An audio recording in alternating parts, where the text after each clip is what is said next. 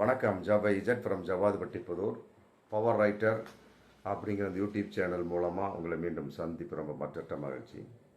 அத்தோட எங்கள் சேனலை சப்ஸ்கிரைப் பண்ணுங்கள், பெல் பட்டன் அழுத்த மறந்துடாதீங்க. அத்தோட எல்லாத்துக்கும் ஷேர் பண்ணுங்கள். கட்சி ஆரம்பித்ததுலேருந்து சரி இன்னைக்கு வரைக்கும், அதாவது கரூர் அந்த 41 பேர் பரிதாபமாக இறந்த அந்த சம்பவத்துக்கு முன்னாடி விஜயனுடைய போக்கு பாஜகவை எதிர்த்த வண்ணமாகத்தான் இருந்தது. இந்த பக்கம் திமுகவை எதிர்த்த வண்ணம். அதிமுக அப்பப்போ டச் பண்ணுவார், அப்புறம் திடீர்னு அதிமுகவை பற்றி பேச மாட்டார். ஆனால் கரூர் சம்பவத்துக்கு பின்னால் அப்செட்டு. திடீரென்று அவர் இறங்கி ஓடியது இன்னைக்கு மிகப்பெரிய ஒரு கேள்விக்குறியாக இருந்துட்டு இருக்கு. என்னடா ஒரு சம்பவம், பயங்கரமான சம்பவம் நடந்திருக்கு. ஒரு தலைவன் அப்படிங்கிற பேரில் இன்னைக்கு வரைக்கும் பார்க்கல. அவர் ஏன் இறங்கி போனார்? இன்னைக்கும் பயங்கரமான கேள்வி மக்களுக்கு இடையில இருந்தாலுமே கூட அந்த பதட்ட உறவை வெளிப்பாடு, ஆமாம், அதை இன்னைக்கு பாஜக அரசியலாக்க பார்த்து கொண்டிருக்கிறது. அரசியலாக்கி விட்டது. எந்த நேரத்திலும் பாஜகவின் பிடிக்குள் விஜய் அப்படிங்கிற ஒரு சூழல் கட்டாயமாக வந்தே விடும் அப்படிங்கிறது இன்றைக்கி மிகப்பெரிய ஒரு தகவலாக போயிட்டுருக்கு. பொதுவாக எப்படிப்பட்ட ஒரு அரசியல்வாதியாக இருந்தாலுமே சரி, ஒரு குறிப்பிட்ட ஒரு விஷயம் அப்படிங்கிற சமயத்தில் கட்டாயமாக அதனுடைய அவர்களுடைய ஒரு கொள்கைகள் மாறுவதற்கு நிறைய வாய்ப்பு இருக்குது. பாஜகவோடு கூட்டணி சேர்ந்தது தான் திமுக. அதிமுக முடியாதுன்னே சொன்னார் எடப்பாடி. அதெல்லாம் கிடையாது. 2026, 2029, 2030 எதுலேயுமே கிடையாது. ஆமாம், அடித்து சொன்னார். ஜெயக்குமார் கூட சொன்னார். அவருக்கு எங்கே இருக்காருன்னே தெரியல. எடப்பாடி அதைத்தான் சொன்னார். அப்புறம் என்ன ஆச்சு? அவ்வளோதான். இது அரசியலில் நிரந்தர நண்பனும் இல்லை, நிரந்தர எதிரியும் இல்லை அப்படிங்கிற கான்செப்டில் அவ்வளோ ஒன்று சேர்ந்தாச்சு. இது அதிமுக பாஜக கூட்டணி முடிஞ்சு போச்சு.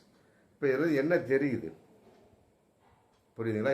எதிர்த்து பேசிய எடப்பாடி இன்னைக்கு அமித்ஷாவுக்குள் அடக்கம். பாஜகவில் தடுக்கி விடலாம், தானாக விழுந்து தன்னை முழுமையாக்கி கொண்டார், லாக் செய்து கொண்டார். முடிஞ்சு போச்சு, தன்னை அமிழ்த்தி கொண்டார். காரணம் என்ன? அரசியல் தான், வேற ஒன்றுமே கிடையாது. பலவிதமான இது ஜெயிக்கலாம், தோக்கலாம். ஆனால் அவர்கள் வைத்திருக்கக்கூடிய சொத்துக்களை பாதுகாக்க வேண்டும். மற்றபடி இருக்கக்கூடிய அந்த பொதுச் செயலாளர் அப்படிங்கிற அந்த போஸ்ட்டை பாதுகாக்கணும். அப்போ மேலே யார் உட்காந்துருக்கிறா? பாஜக தான். 4.5 வருஷம் ஆட்சியில் இருந்தப்போ பாஜக தான் எடப்பாடிக்கு கை கொடுத்தது. இன்றைக்கும் அவருக்கு பாஜக தான் கை கொடுத்துக்கிட்டு இருக்கு. என்றாலும் சும்மாவா அது எதிர்ப்பு? ஆமாம், கூட்டணி கிடையாது, ஆட்சியில் பங்கு கிடையாது, ஏதோ பேசிக்கிட்டே அப்படியே 2026 வரைக்கும் கொண்டு வருவாங்க. ஏன்னா சிறுபான்மை மக்களை ஏமாத்தின இல்லையா? சிறுபான்மை மக்களை பிடிக்காத ஒரு கட்சி பாஜக. இன்றைக்கு சிறுபான்மை மக்களை ஏமாற்றி கொண்டிருக்கக்கூடிய கட்சி அதிமுக. இப்போ ரெண்டுமே சேர்ந்தாச்சு, முடிஞ்சு போச்சு. ஆனால் ரெண்டுக்கும் ஆப்போசிட்டு, பிறப்புக்கும் எல்லா உயிருக்கும். அற்புதமான ஒரு வார்த்தை. ஆமாம், தாவேகாவோட விஜயனுடைய அற்புதமான ஒரு ஸ்லோகம் அது. திருவள்ளுவருடைய வார்த்தையாக இருந்தாலும் அதை எடுத்து ஒரு இயம்புணும் இல்லையா?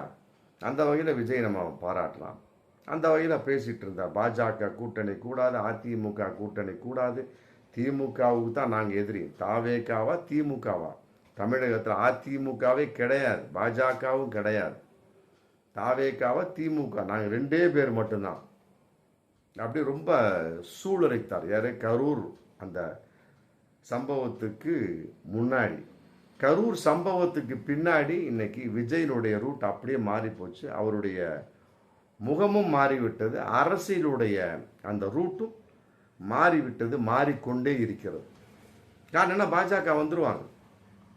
அதன் அடிப்படையில் அண்ணாமலை இளவு வீட்டில் அரசியல் பண்ணுறது உடனே பார்க்குறாரு.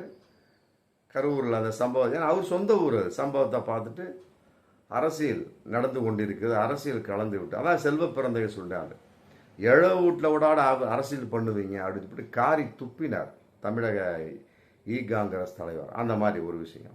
இப்போ சமீபத்தில் நேற்று ஹேமா மாலினி அங்கிருந்து அமுச்சு விட்டு அறிக்கை தாக்கல் பண்ணக்கூடிய சமயத்தில் அறிக்கையை ஒரு மாதிரி கொண்டுட்டு வாமா அப்படின்னு அமித்ஷாவும் மோடி அமைச்சிருப்பாங்க போல இருக்கு.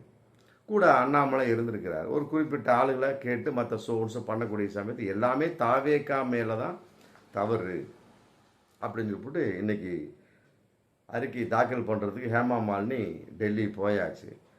அண்ணாமலை முகத்தை தனக்குத்தானே கருகி பூசிக்கொண்டார். ஏன்னு கேட்டால் அவர் தான் ஒன்ஸ் மேர் ஐ விட்னஸ் அப்படின்னு ஒரு ஆளை கூப்பிடுறாரு.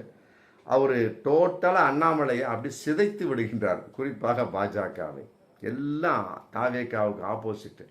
ஏன்னா அவர் நினைத்தது என்ன அப்படின்னா, எப்படியோ ஒரு வகையில் திமுகவுக்கு எதிர்ப்பான ஒரு கருத்தை சொல்லுவார் அப்படின்னு. ஒரு வார்த்தை கூட சொல்லல. எல்லாமே தாவேக்காவுக்கு எதிரான கருத்துக்கள்.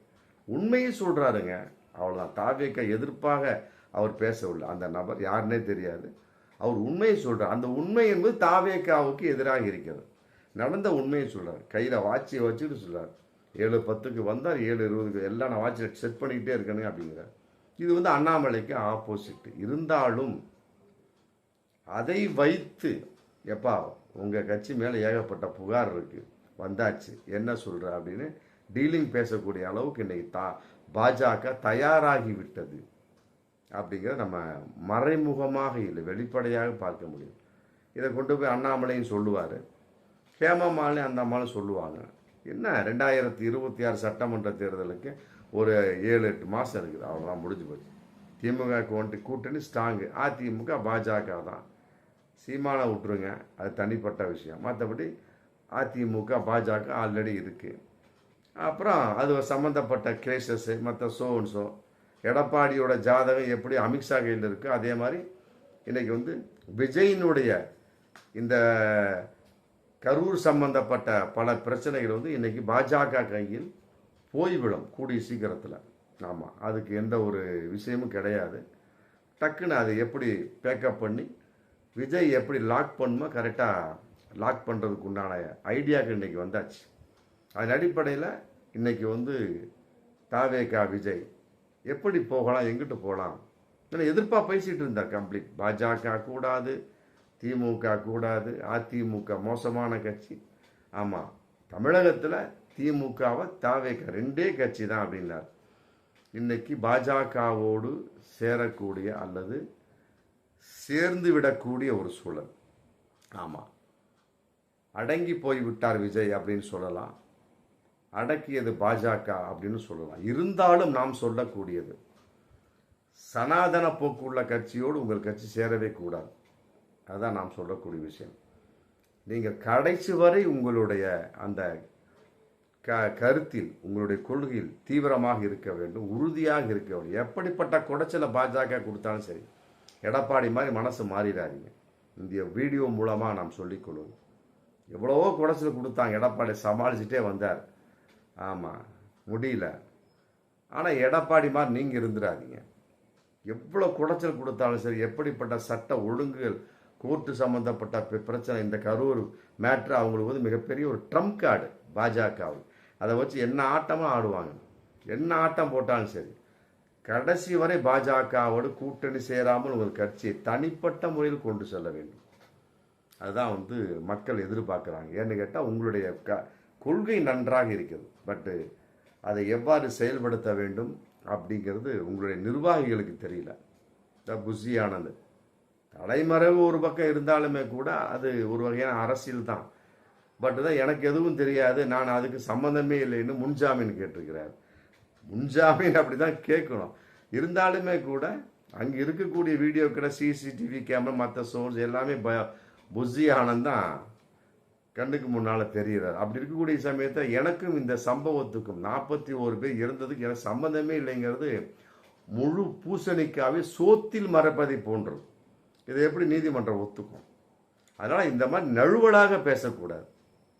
ஆமாம், விஜயை பார்த்து நாம் சொல்லிக்கொள்வது, தயவு செய்து பாஜகவோடு இணைந்து விடாதீர்கள், பாஜகவுடைய சில்மிஷங்களுக்கு அடிமையாகி விடாதீர்கள். சனாதன போக்கை ஓங்கி அடியுங்கள், பாசிச கும்பலை துரத்தி அடியுங்கள்.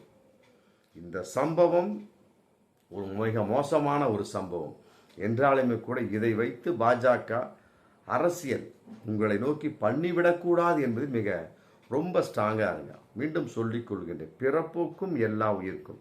அதை தயவு செய்து விட்டுறாதீங்க. எக்ஸப்ட் பாஜக அதிமுக சுத்தமாக கட்டி விட்ருங்க. பார்ப்போம் மீண்டும் அடுத்த வீடியோ. நன்றி.